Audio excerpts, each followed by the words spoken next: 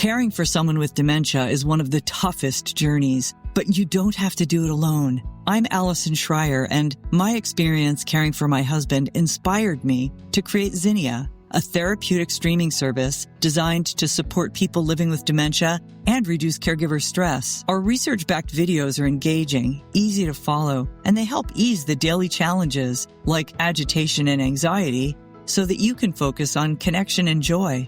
Available by subscription on mobile and TV apps, Zinnia makes every day a little bit easier. Go to zinniatv.com and sign up for a free trial today. Use the code RESOURCE for 15% off an annual Zinnia subscription.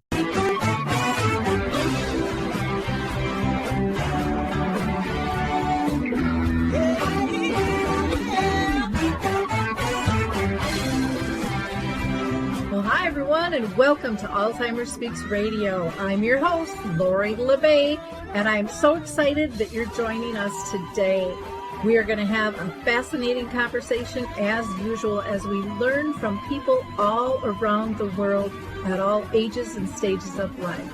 Stay tuned as we shift our dementia care from crisis to comfort. Here we go. What you think about,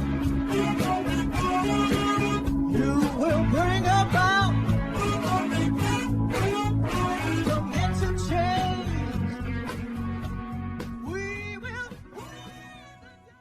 Well, hi, everyone, and welcome to Alzheimer Speaks. I'm thrilled you can join us today. We are going to have a wonderful conversation with author and Dr. Peter Rabins. He is going to share critical answers to the questions that so many people ask about Alzheimer's disease and dementia. He is the author of a couple of fantastic books, which I'll let him talk to us about. But before I introduce you to him, I always like to give a couple of shout outs. One, I want to mention that Maude's Awards is open for applications. And so you can go to maudesawards.org and fill out an application as an individual or an organization. Individuals can win up to $5,000, organizations up to $25,000. And that is for work that you have already done. And the applications are very simple. It closes out May 19th, so you'll want to check that out ASAP. I also want to give a shout out to Linda Burhans. She has been on our show a couple of times, wonderful gal in the industry. She has a free 3-day online conference that anybody can attend, which is May 6th, 7th, and 8th. And you can go to connectingcaregiversconference.com for more information. Of course, I want to give a shout out to Alzheimer Speaks ourselves. We have lots of great free resources that you can tap into, or if you're looking for a speaker or trainer, I'm always available. And then our sister company, Dementia Map, which is a wonderful resource directory as well. So with no further ado, let's go talk to Dr. Peter Rabins. Well, Peter, I am so excited to have you on the show today.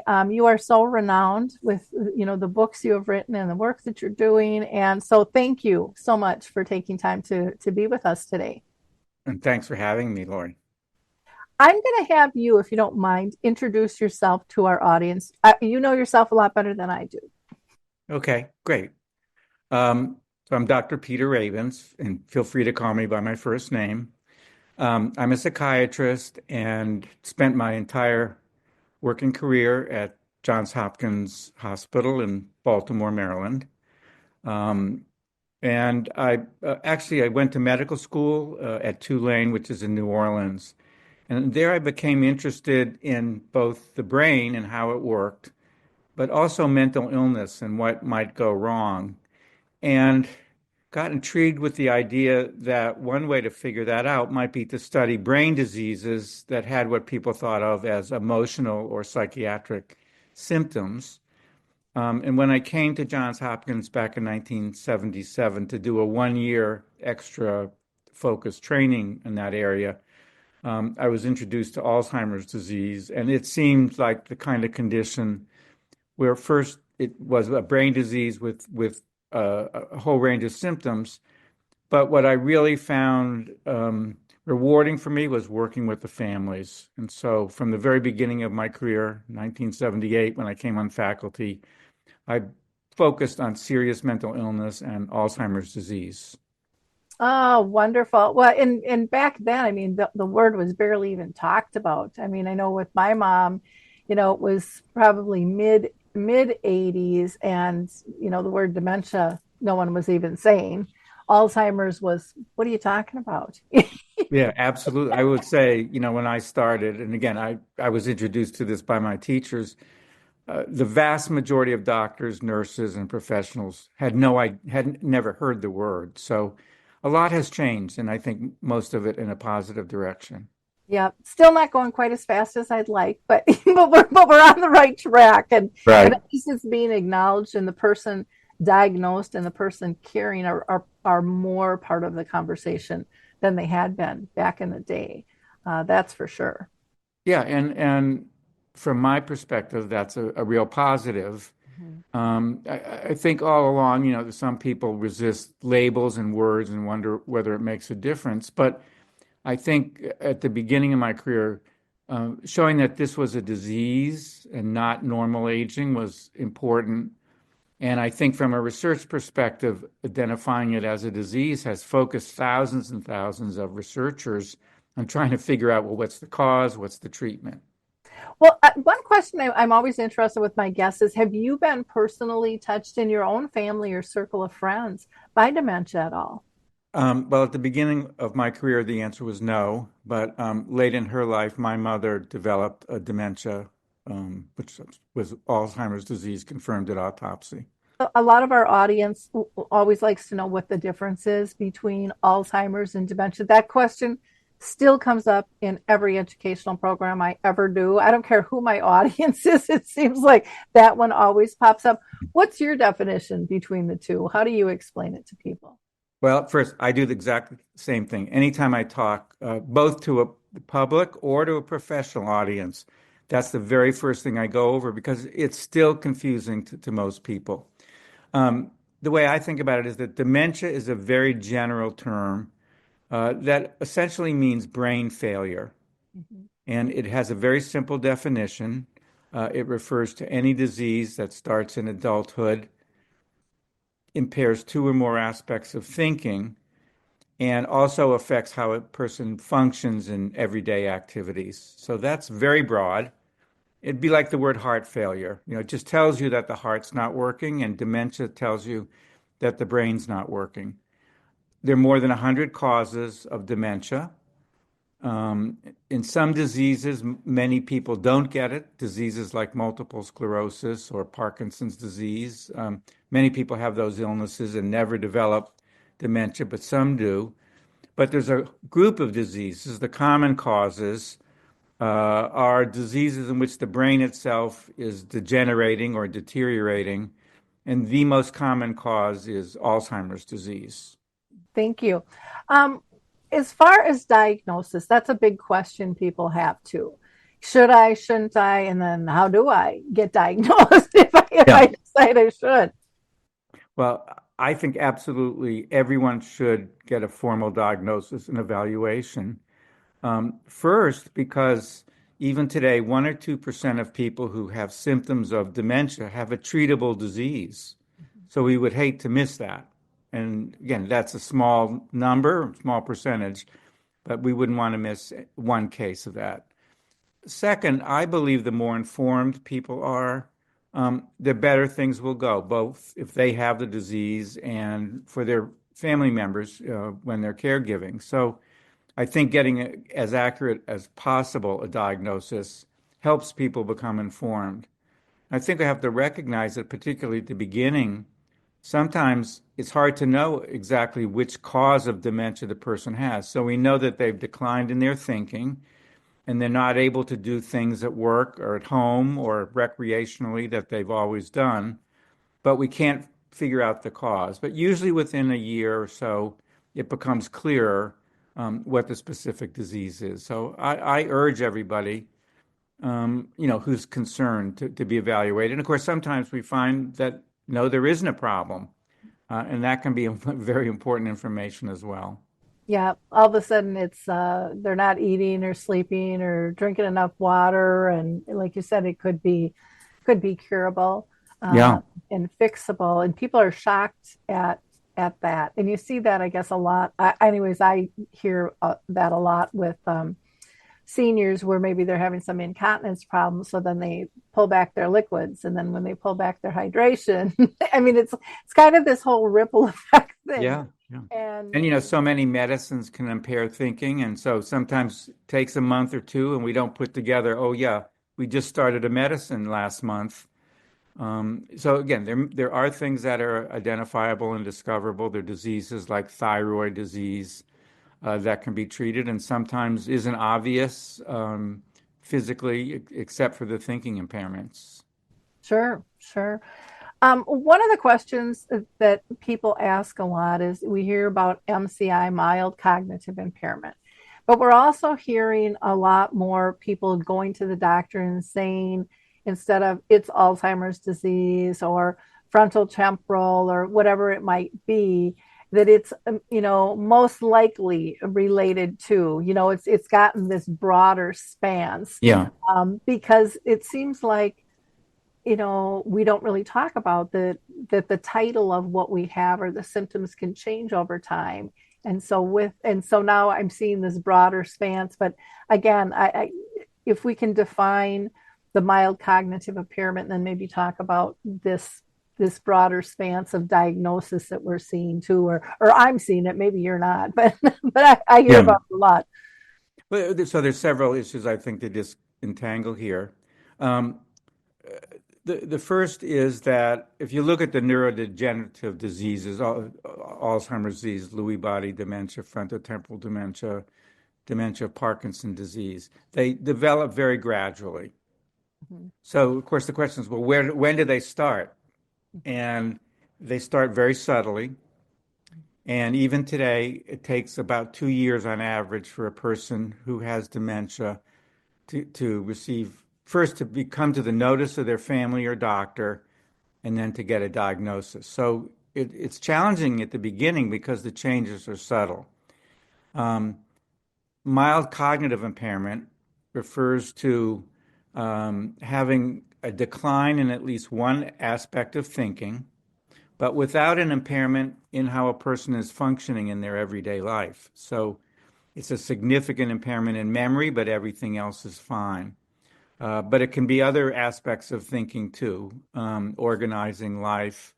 Um, Depending on what kind of work somebody's doing, it may uh, just come out that they're having trouble doing jobs that they always could do, or for the first time they're having trouble learning a new program, a new machine, changes. And but so I think it's an advance for doctors to have developed criteria for mild cognitive impairment. Um, when it's memory loss and nothing else, most likely that develops into Alzheimer's disease. But about a quarter of people with mild cognitive impairment 1 year later are back to normal. And we presume that that means they had a cold that day, it was medication, there was some physical other problem, they were depressed. Um, so that's the first thing. It doesn't tell us totally what's likely to happen in the future, but it helps explain why some people are having more trouble than we would expect from age. Um, and so that's the mild cognitive impairment. Definitely people should be followed over time and reassessed every 6 months or a year to determine whether it's gotten better, stayed the same, or gotten worse. And if it's gotten worse, can a more specific diagnosis be made? Um, but you also referred to the fact that the criteria of the different dementias are sometimes a little hard to apply or to understand. And I think that's an accurate statement, but interestingly enough, that's likely to change in the next few years and is actually already undergoing significant change.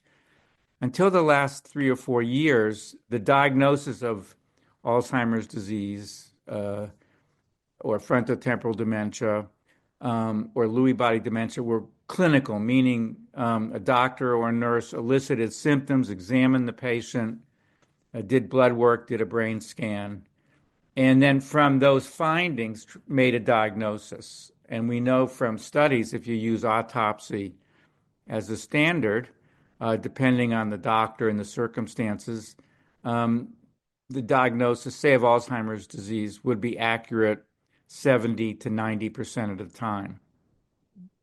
90 is not too bad. That's kind of an A minus, I guess. 70 is not too good. That's kind of failing.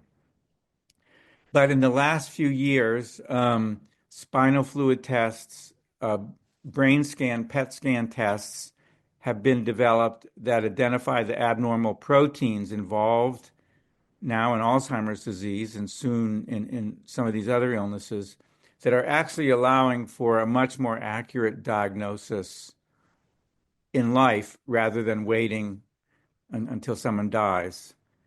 And the reason that's important is because the new treatments for Alzheimer's disease require a highly accurate diagnosis. So this is a real change. But we only do these tests really when we're considering treating somebody with the new drugs for Alzheimer's disease. I think that's going to change. And in the next 5 years, we're going to have blood tests, and they'll probably be specific for each of these different degenerative diseases that cause dementia. I have kind of this pro and con thing with these blood tests coming up. Yeah. Because I know that a lot of people worry, and I know worry is not good for us, that extra stress in terms of what something's going to look like. I'm kind of a firm believer, and you may disagree with this, that just because we have a gene doesn't mean that it's going to take hold of us, And I've seen so many people, even like with the DNA tests that are out there, they're looking for something else and it comes back and they're like, oh, craps. I didn't know this was even a possibility. Yeah. And now what do I do with this? And they go down the rabbit hole really bad if there isn't counseling and stuff with that. I also worry about what that could do with insurance and, costs, driving cars. I mean, there's just a lot of other things out there in life once that gets tapped a little bit earlier for people. Any thoughts on that? I hear that a lot from, it's not just me out there thinking that. There's a lot of other people thinking that too. And insurance is probably the biggest worry. Is this going to make things skyrocket because they're just going to assume that I'm going to need X, Y, and Z in the future? And, will I even be covered if I change insurance companies, all of those types of things. And we're hearing rattling of that noise, as of today. I just saw that he said the Supreme Court's leaning towards leaving, if you had a pre-existing condition alone. But, people who have pre-existing conditions, that's a big worry for them. Well, first, I think you and I agree 100% that this is a very challenging issue. Mm-hmm. And I think each individual needs to make a decision, or maybe each family, but certainly each individual needs to think about it, learn the facts, and both the pros and the cons before taking a step. I absolutely agree with what you said about getting these genetic tests. You find out things that you didn't want to know. Yeah. So it's important to know ahead of time. Well, what do these tests tell you? Mm-hmm. Most people who get a test like that want to find out that they don't have a disease. But of course, you can find out the opposite. Right now, there's actually disagreement in the field among experts, even on how do you define Alzheimer's disease? What do you do if someone has absolutely normal memory and everything else in their thinking, their life is going fine, but they come back and they have an abnormal level of one of the two proteins that is known to be involved in Alzheimer's disease. These are called beta amyloid and tau. And there's one group of people who wants to call that pre-Alzheimer's, and the other group, and I'm in that group, says, wait a minute, if somebody could live 20 years without any symptoms, why would you say that they have pre-Alzheimer's? But this isn't only in Alzheimer's. This is getting argued out in diabetes and a number of other illnesses where now we can identify a tendency toward getting a disease, even a genetic tendency. But that, as you said, for many conditions, that doesn't mean you absolutely will get it. Now, again, it's a little complicated, but listeners and people who are watching might remember that back in junior high school or high school, when we learned a little bit about genetics, we learned that there are certain genes that are dominant and recessive. And the dominant means if you get it from one parent, you will get that characteristic. The recessive means you have to get it from both parents. Hi, I'm Wendy Jones, host of Next Steps for Seniors Conversations on Aging podcast. Did you know that over 25 million Americans experience bladder leaks? Incontinence can happen to anyone at any time, and when it does, incontinence products are a necessity. But it can cost hundreds of dollars per month to purchase these products, which is why we're partnering with Airflow Urology to help you. Airflow Urology provides medical-grade incontinence care essentials like adult briefs, male guards, catheters, and more for free through your insurance. With Airflow, your favorite bladder control supplies are sent right to your doorstep with discreet monthly deliveries. Customers have reported close to $200 a month in savings with Airflow Urology, and over 2 million people have trusted Airflow. You can verify your insurance benefits by going on and filling out a quick 2-minute form. Check your eligibility. Visit airflowurology.com. That's AEROFLOW urology.com. And there are some causes of dementia, Alzheimer's disease, frontotemporal dementia, in which there's a specific gene abnormality that's inherited in that dominant fashion, so you get it from one parent, and it's highly likely that you will get the disease.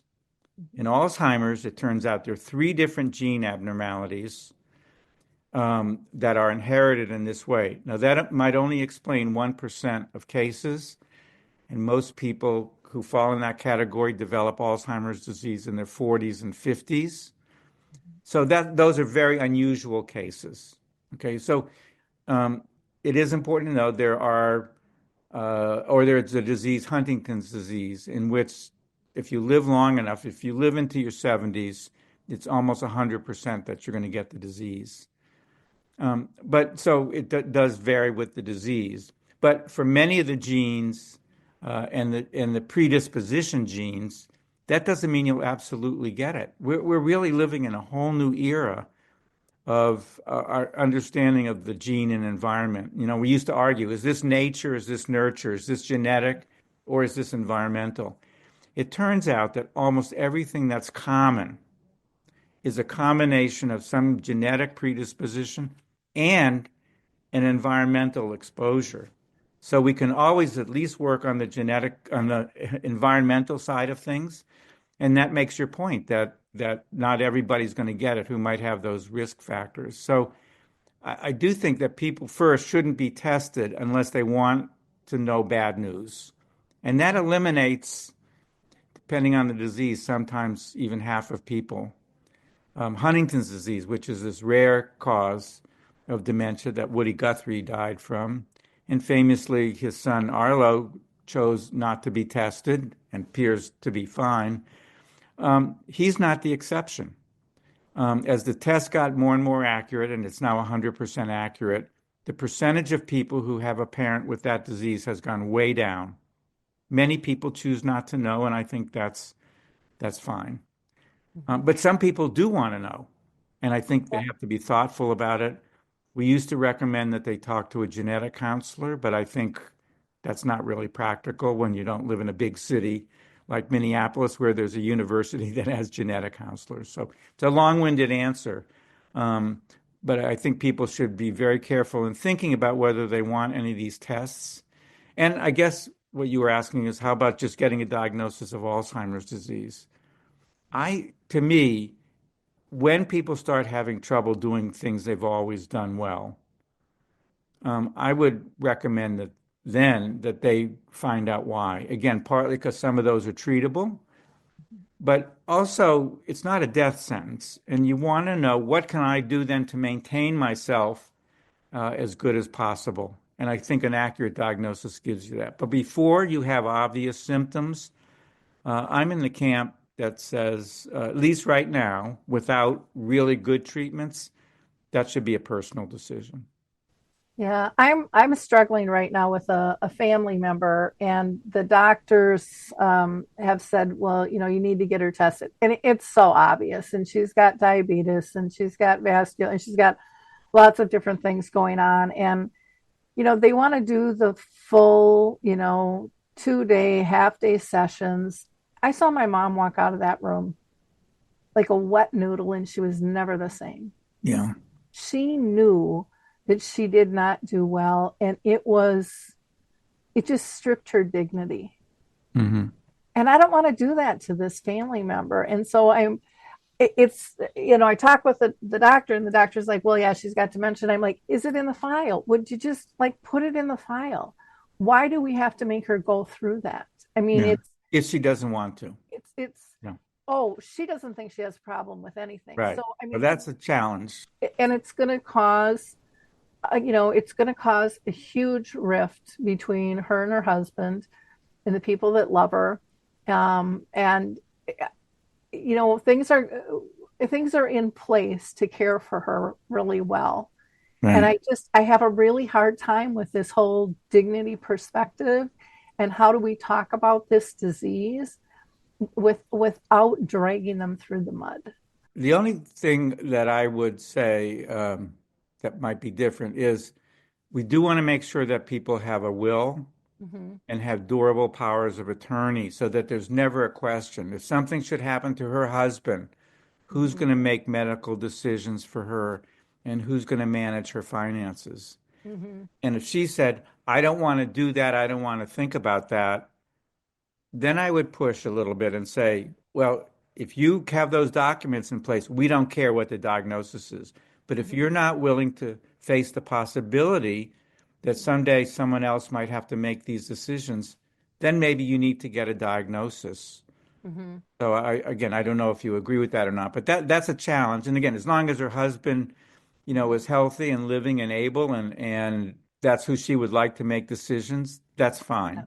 And that can change in a heartbeat too, and that's we all have to be very realistic with that. Yeah, I think that's exactly right. So I would agree with that. Yeah, it's hard. My mom lived with the disease for 30 years, and the first 20, she was told it was menopause. And my mom would always say to the doctor, this ain't my girlfriend's menopause. It's different. And when she finally got diagnosed, she was 65. And but we count the 10 years prior. I mean, she made a little 3-ring notebook to bring to work back and forth every day in case she got stuck. She could figure it out. She was doing workarounds and stuff. I mean, there were so many signs that it was something more than that. And when it comes to, do you get tested or not? People ask me all the time, well, are you going to? And I'm like, I haven't, and I'm not going to. I had a friend who was a doctor, and he always said, your genes aren't your destiny, So, and I've kind of taken that to heart. But I look at every day that, okay, I'm going to be 66 here pretty soon, and I'm still functioning pretty good. Not that I don't have some issues every now and then, that clog my head. But I also do a lot of multitasking and things. And I'm thinking, okay, I got 10 more years than my mom had, And so these are really difficult decisions. Yeah. Again, you're functioning the way you always have. I don't think there's a problem. But I think the harder question is when your mom was having some trouble at work, would she have benefited from a more accurate diagnosis than it's menopause? And again, I think it's an individual decision, but that's where the mild cognitive impairment category is helpful. She was still functioning. She was still working, but she was struggling at something she always could have done easily before. And to be able to say with her, well, you may have mild cognitive impairment. This may get worse over time. We'll follow you. Maybe that would have relieved her, that rather than saying, oh, there's nothing wrong with you, which is very also demeaning, to say, well, yes, you have a problem, but Right now, we don't need to do anything about it. We want you to live your life and enjoy yourself. And so, that, as you said before, there are pros and cons, and I think for each person. The other thing, let me just say that the diagnostic tests don't depend on genes. They really depend on detecting these proteins that become abnormal in the disease. So, again, for someone who's functioning normally, whether you have, from my perspective, whether you have those protein abnormalities or not, we don't know what's going to happen in the future. We do know that there are 90-year-olds who have had those abnormal proteins for 20 years and do not have any dementia or any impairment. So, that's helpful to know. But when you do have problems, when you're starting to have trouble at work or with your family or recreation or whatever, doing, household tasks, that's at least when we should think about doing the diagnostic tests. Yeah. And I think, for my mom, I mean, back in the day, that was over 40 years ago for her. Like I said, no one really even mentioned the word Alzheimer's back then. And so, the doctor didn't know anything about it. He didn't really want to learn anything about it, but where would you go, back at that time too?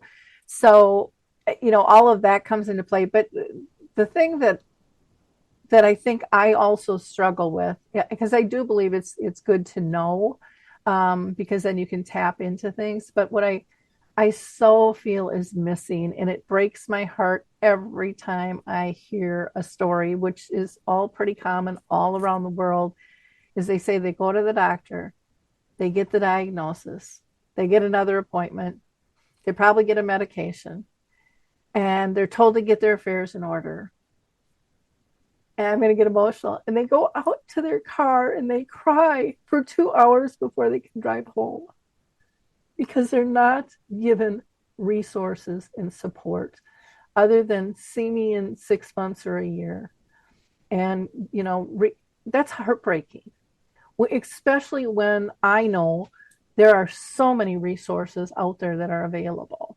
And that's one of the things that kind of drew me into even stepping into this space, was to make a difference in that area. And there's got to be a way to get to more clinics and public awareness of where people can find all this information.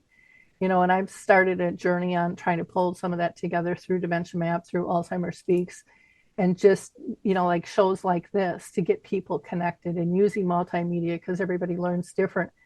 But to me, it's shameful, and we've got to step it up. I mean, we've done great things with cancer. I mean, even if I go in for a mammogram, they're giving me a lemon, a washcloth, and, they're using aromatherapy just to get a test, not even to get a diagnosis. And you're just treated so differently.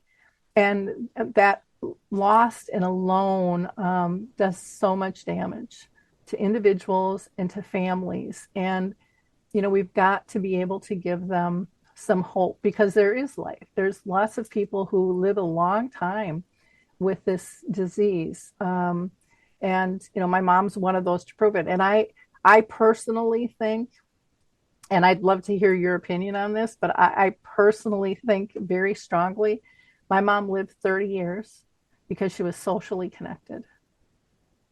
And she felt purposeful and she felt engaged. And, she was on Aricept for a long time. And I think that probably helped, That's one of those things you don't know for sure either, with all of that.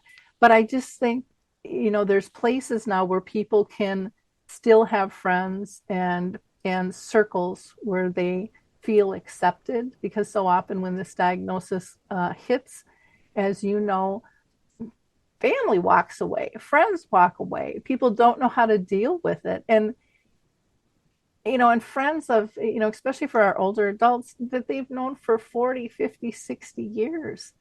And it's like they're scared of acknowledging it, almost like they might get it or they might recognize it within themselves or somebody else. And, it's just so important that we change that. But sorry, off on a tangent there. No, I this is what's driven my whole career. I mean, that's really what led to our publishing the 36-hour day was a way to get information to other people that we weren't taking care of, but also, as you said, to point out the positives and what can be done rather than just what can't be done. So I'm in total agreement with you that we can always do better. And as you said, there's so many more resources now than there used to be, including support groups for both people with these diseases and for their care providers. That's a big resource. There are lots of online, as you said, all kinds of multimedia resources now. Yeah. Yeah, it's just incredible, how much things have changed and yet how much they haven't in some categories. One of these days, I feel like I'm going to, go into a clinic and just kick down the door, and it's like I don't need to, because you talk to the doctors and they want to help, the nurses want to help, the clinic managers, are on board. And where I find where things stop is it goes to IT that doesn't want to get involved with, like, what if they have a virus and we'll get a virus, or what if they get, and then you get the attorneys say, well, if they get sued, we'll get sued if we endorse anything out there. And it's like, you don't have to endorse it's really like just giving them a little library of resources, write a disclosure, on this. I mean, I think we all have to take more responsibility, and I think families want to step in and do more. And, for me, as much as I wouldn't wish this disease on my worst enemy, it taught me probably the most beautiful, powerful lessons in life that I can use in all of life. It's made me a better person. It's made me communicate differently. It's made me not as judgmental. It's just opened so many doors that are so freeing as an individual if you can reframe it. But when we sell the disease as, doom and gloom and give me your money, and the only thing that's going to help is a pill, or some kind of treatment, to me, that's damaging. And, I totally agree. And wrapping them together, I've always challenged researchers on the show.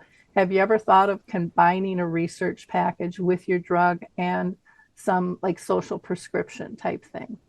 Just add one more little thing. And they're like, well, that's expensive. I'm like, it's expensive now, but it could be so much more powerful. And in the meantime, you're giving them support and you're connecting them, which can never be bad, to, some resources. So anyway, sorry. I'm overly passionate, as you can tell, on this topic.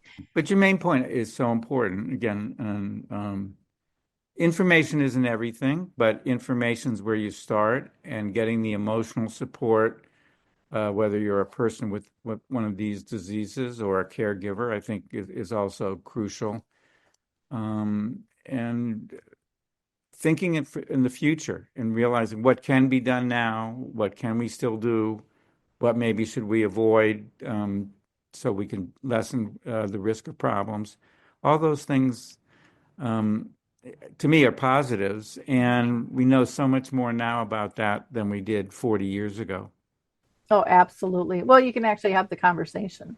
Yeah. Where you couldn't even have the conversation. People would run from you. And there's still people that do that, but it's not near as scary as it used to be, thanks to people like you writing books and the media and people popping up with resources and approaching it from a different angle, than just a black and white, good or bad type thing.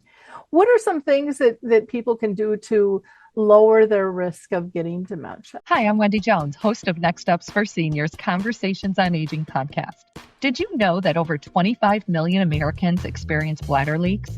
Incontinence can happen to anyone at any time. And when it does, incontinence products are a necessity.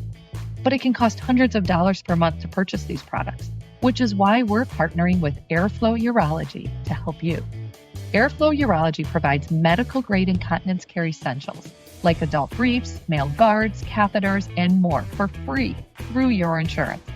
With Airflow, your favorite bladder control supplies are sent right to your doorstep with discreet monthly deliveries. Customers have reported close to $200 a month in savings with Airflow Urology, and over 2 million people have trusted Airflow.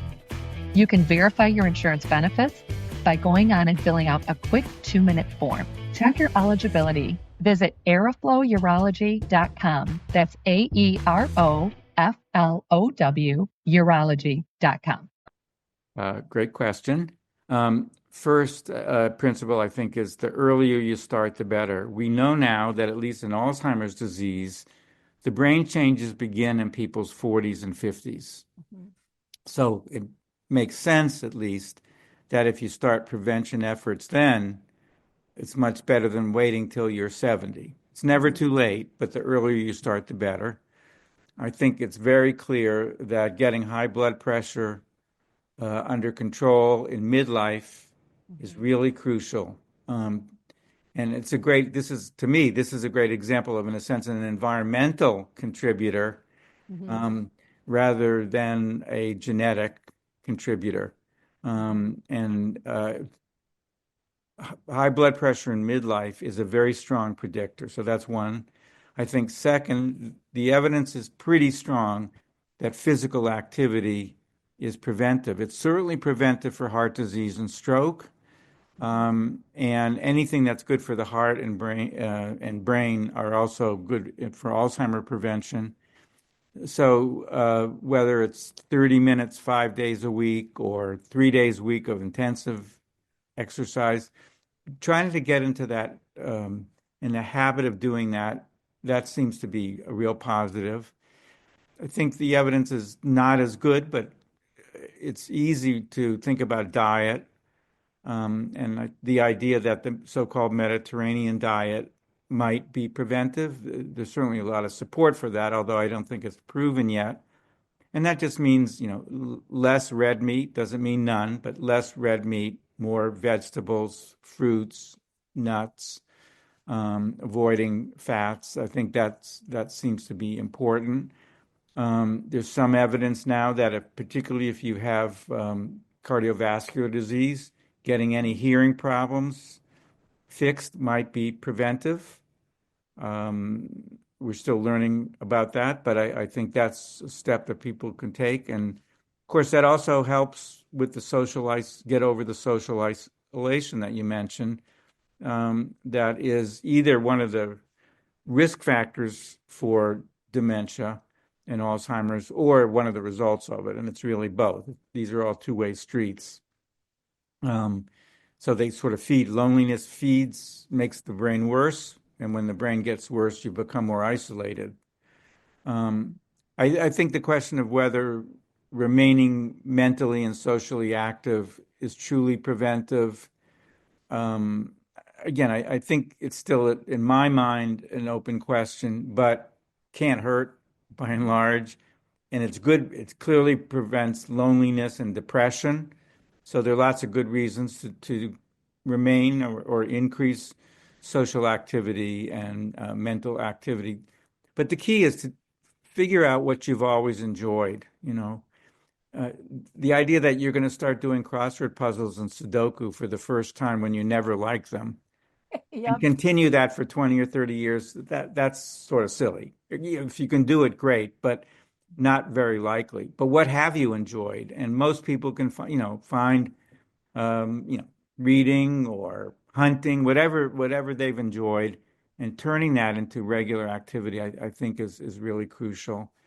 And beside treating high blood pressure, dealing with any of the other risk factors with heart attack and stroke. So getting your cholesterol down, your lipids under control, I think that's very important. Wonderful. Well, thank you. I'm going to just take a brief break. We have been talking with Dr. Peter Rabins, this has just been a fabulous conversation with him. He is actually the emeritus professor of the departments of psychiatry and medicine at Johns Hopkins University School of Medicine. He also has written 2 books that we're kind of focusing on today. One is It Alzheimer's? 101 Answers to Your Most Pressing Questions About Memory Loss and Dementia. And he was also the co-author of the renowned 36-Hour Day, which is a family guide to caring for people with Alzheimer's disease and other dementias and memory loss. In this break that I'm going to take here really, really quickly, I always just like to give a shout out to my webmasters, Q for Good, because I think they're so dang hard to find a good webmaster, and I just adore these guys. And so if you are looking for someone who actually listens to you, speaks your language, and does what they say they're going to do on a timely basis, check out Q for Good. And if you mention my name, you'll get 10% off. I don't get anything from that. I just love to raise voices of people who I think are doing cool things. And they have made my life so much easier. Now back to Dr. Rabins. One of the things that I wanted to ask you is in terms of improving quality of life for people with dementia. Again, finding that joy, is kind of what you had mentioned. And don't necessarily do things that you didn't like before, because chances are you're still not going to like them. But what are your thoughts on how do you bring that quality of life to somebody living with dementia? Yeah, well, I think the place to start is what you just said. Think about the person's life up to now. What have they enjoyed? What have they done?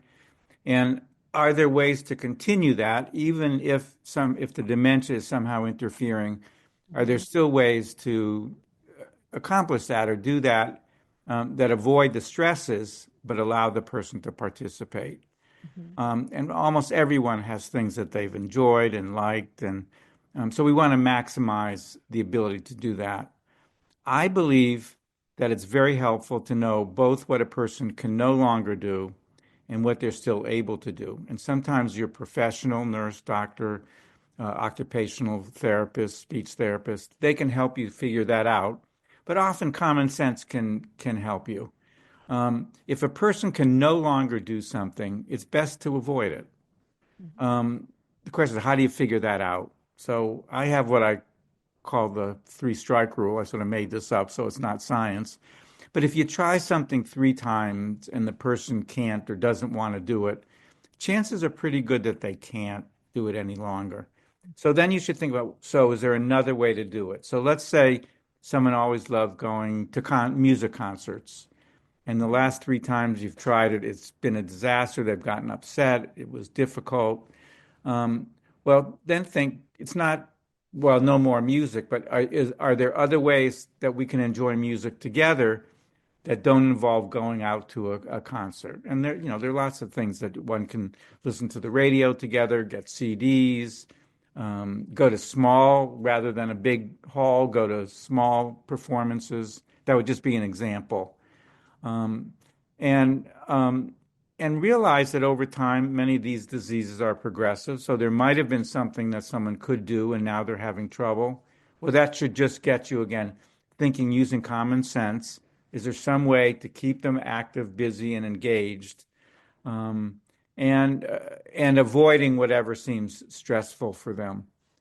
And maybe the final thing is, and I learned this very early in my career, there was a psychiatrist named Jack Weinberg, who was an early geriatric psychiatrist in America. And he wrote a little article that he titled, "What Should I Say to My Mother When I Have Nothing to Say?" And she was in a long-term care facility, and he talked about going to visit her and either feeling like, how can you have a conversation? She was very impaired. Or is it good to have the same conversation every time I go? And what if I say the wrong thing and make her upset? And he finally came to realize it wasn't so much what he was talking about with her. It's the fact that they were relating to each other. That's where the quality of life comes from. So how can we maximize people's interactions with their loved ones, with other people, with things they enjoy? That's what counts, rather than, oh, I might say the wrong thing, or I might expect too much or too little. People figure that out. Yeah, it was interesting. One of the things that I learned through my mom's journey, and this fascinated me, was that I had people ask me the same question, but for 2 different reasons.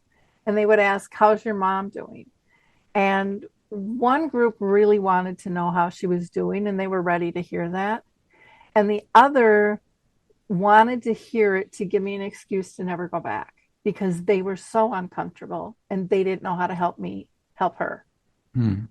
And I just thought, wow, that was a really, really interesting thing. And I think a lot of people in families as individuals go through that because they hear those things Mm-hmm. from other people. And so one of the things I liked with your story about the music that I just want to add to is some people with dementia will say, I still like going to those things, but my senses have increased in a lot of ways.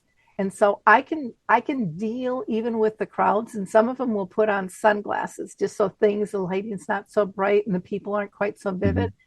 But they'll also wear earplugs because sometimes the music is so loud, it's overwhelming. They don't need that much going in, and they can still do it for a while. Others say, nope, let's just go to a smaller venue, or let's put out a CD, or let's just dance at home, whatever it is we're going to do. But it is fluid, and I think that's another thing that we have to teach people is, life changes. People with diagnoses, their symptoms are going to change, and we have to become fluid. What worked today might not work tomorrow. It might not work 5 minutes from now. And so really developing that toolkit, but really looking at the environmental impacts and how are we communicating, really tapping into that multi-sensory engagement. Like you said, your friend said, well, I found out it really wasn't what I was saying. I remember being able to finally come to grips with that, where I was so task oriented. And I was task oriented because it made me feel good, like I was doing something for a disease there was no cure for. And I had no idea that's why I was doing it. But my to-do list had things on there that really didn't have to be done. And when I recognized that, I developed a tool called your memory chip to kind of help me process that. But when I realized that, I could now sit on my couch next to my mom and not say a word and just relish the peacefulness that we had, the safety, the comfort. And sometimes, that's the core of our relationship, and we give that stuff up when we're too busy being busy, or we're too busy grieving. Things aren't the same. There's still such precious, precious moments, that are there. So thank you for those answers. One of the other questions I think people ask is, okay, when do I look for long-term care? I hear that in my support groups all the time. And people, it's one of those questions that like pings them constantly, but nobody really wants to even have the conversation within themselves, let alone speak it out loud. And so what's your recommendations for that? Because that's a tough one. It is a tough one. And again, I think it's different for every person and every family. And this is borne out in the research that has been done. There is no one trigger. It's not when a person becomes incontinent or can't walk or whatever, that it's very different for different people and different families. First, I urge people, don't promise that you'll never place someone in long-term care. I think it's fine to say, we're going to do everything we can to keep you at home. And that's our goal. That's very different than saying we'll never place you in a nursing home, because if the disease goes long enough, there is no way really to deliver the amount of care that people with very advanced disease need at home. And so it's proper for them to be in long-term care.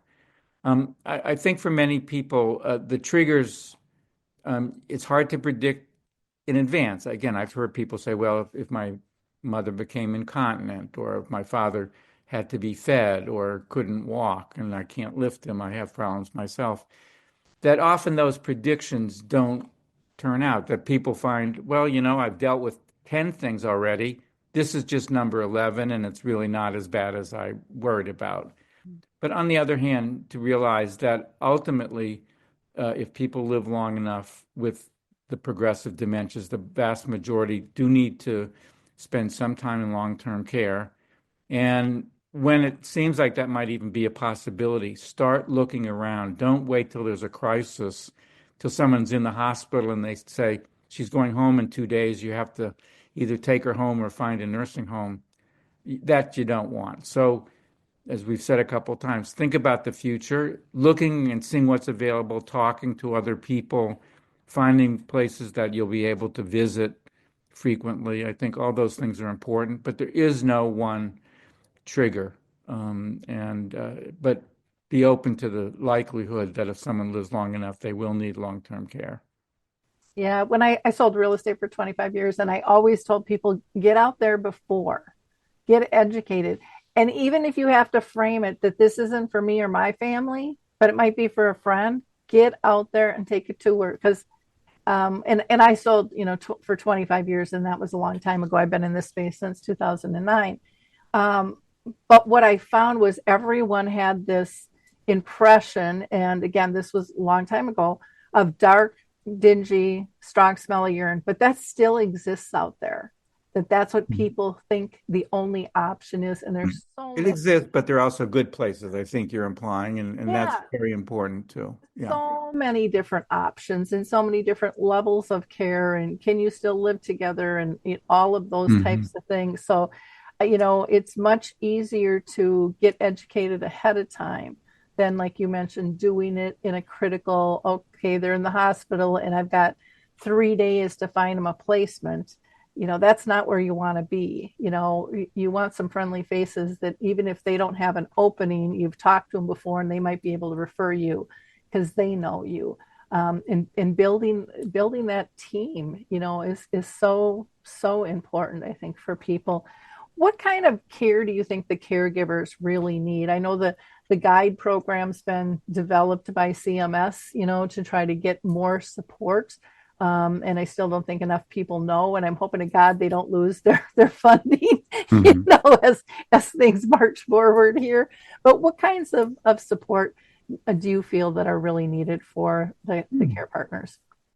Well, again, I think each of us is different, and I think each person's needs are different. I think there's some things that many people find helpful, but that doesn't mean everyone needs them. So again, I think support groups for caregivers are really powerful for many people. You learn information. You also get emotional support. And when you're facing challenges, hearing from other people who have been through the same situation can be helpful, both practically and emotionally.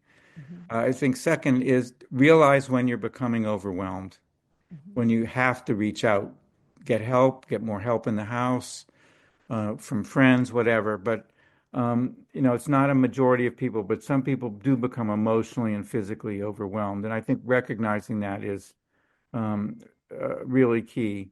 And third is taking care of your own medical and psychological needs separate from the dementia. If you get sick, both you and the person with the dementia lose out. So don't neglect your physical needs, and don't neglect your emotional needs, your support for religion, if that's important to you, your friends, the social network that you've built up over the years. If you can get away once a week for a couple hours and be with your friends, or go to a movie or go shopping, whatever you define as positive for you, I think should consider that. But again, to think that one approach is good for everybody, fortunately, that's not the case, because we'd be totally overwhelmed. We don't even have enough resources now. But I think there are a lot available, and thinking about yourself and what you need, I think, is key.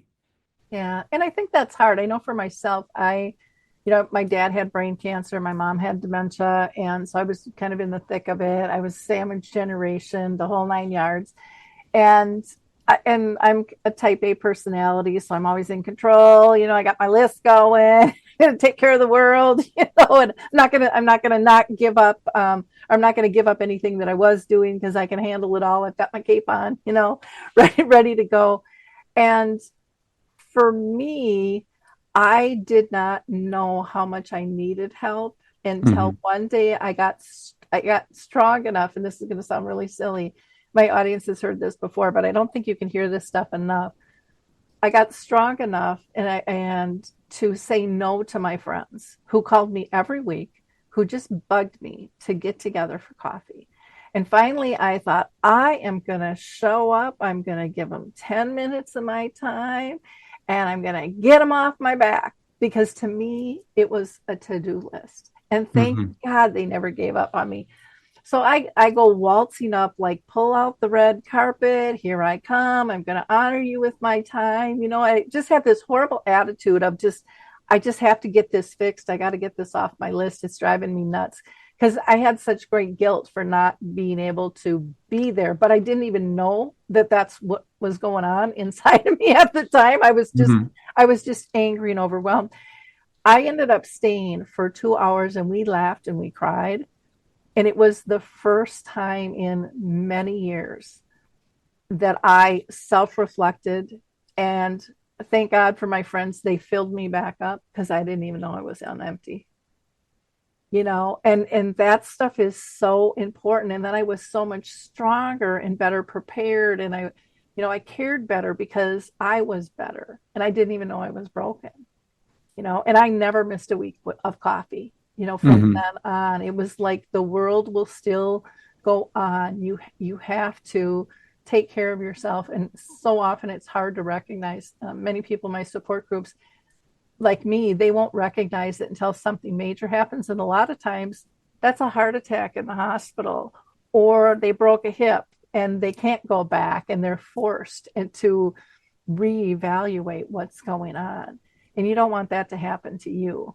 You know, so really, you know, look at what you used to do, what brings you calm, you know, what are the things that bring you joy, and then you can create, I think, more of that with your loved one when you're feeling joyful and balanced inside with that. So absolutely.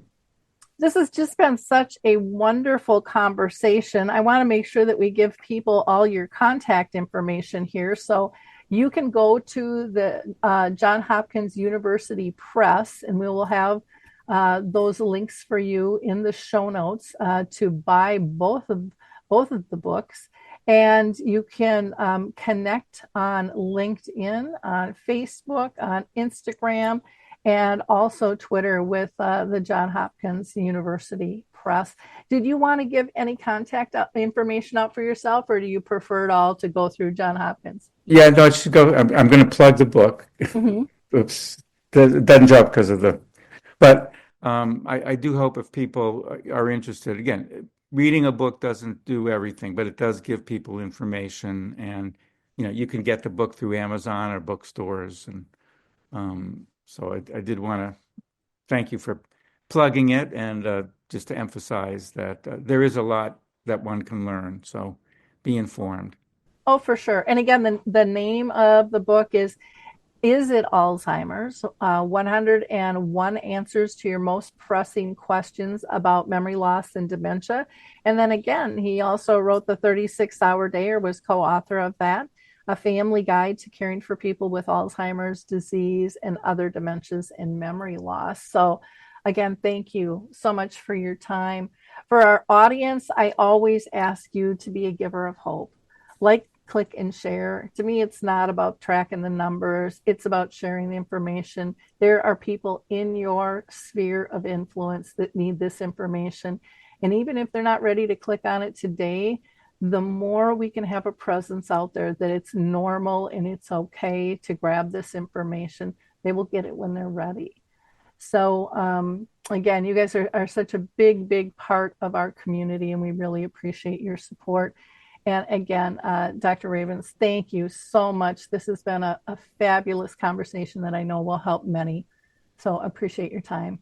Well, thanks, Lori. Thanks for having me. Good luck to everybody. Thank you. Bye now. Bye-bye. Hi, I'm Wendy Jones, host of Next Steps for Seniors Conversations on Aging podcast. Did you know that over 25 million Americans experience bladder leaks? Incontinence can happen to anyone at any time, and when it does, incontinence products are a necessity. But it can cost hundreds of dollars per month to purchase these products, which is why we're partnering with Airflow Urology to help you. Airflow Urology provides medical-grade incontinence care essentials like adult briefs, male guards, catheters, and more for free through your insurance. With Airflow, your favorite bladder control supplies are sent right to your doorstep with discreet monthly deliveries. Customers have reported close to $200 a month in savings with Airflow Urology, and over 2 million people have trusted Airflow.